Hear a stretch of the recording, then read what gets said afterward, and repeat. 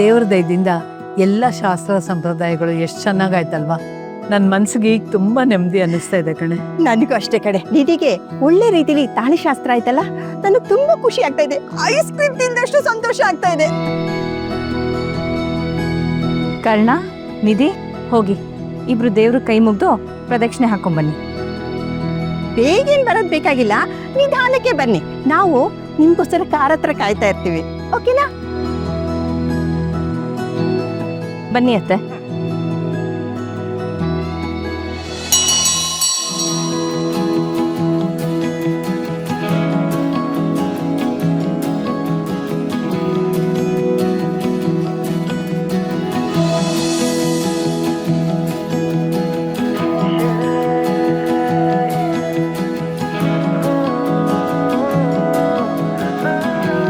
ನನ್ನ ಲೈಫಲ್ಲೇ ಇದು best day ಮುದ್ದು. ಈ ದಿನಕ್ಕೋಸ್ಕರ ನಾನು ಕೃಷ್ಣನ ಹತ್ರ ಅದೆಷ್ಟು ಬೇಡ್ಕೊಂಡಿದ್ದನು. ನಿಮ್ಮ ಕೃಷ್ಣಂಗೆ ನಾನು ಫ್ಯಾನ್ ಆಗ್ಬಿಟ್ಟಿದ್ದೀನಿ ಕಣ್ರಿ.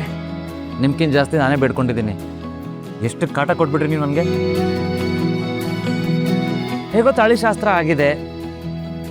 ನಂಗೊಂದು ಸಣ್ಣ ಆಸೆ ಇದೆ ರೀ. ನೀವು ಅಪ್ಪಣೆ ಕೊಟ್ಟರೆ ಹೇಳ. ಹೇಳಿ. ನನಗೆ ಏನಿಲ್ಲ ಬಿಡಿ.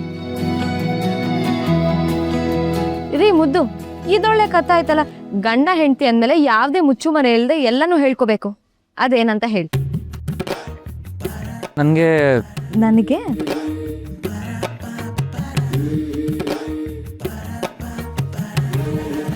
ನನಗೆ ನಿಮ್ಮ ಥರನೇ ಇರೋ ಜೂನಿಯರ್ ನಿಧಿ ನೋಡಬೇಕು ಅಂತ ಆಸೆ ಆಗ್ತಿದೆ. ನನ್ನ ಆಸೆ ನೆರವೇರಿಸ್ತೀರಾ?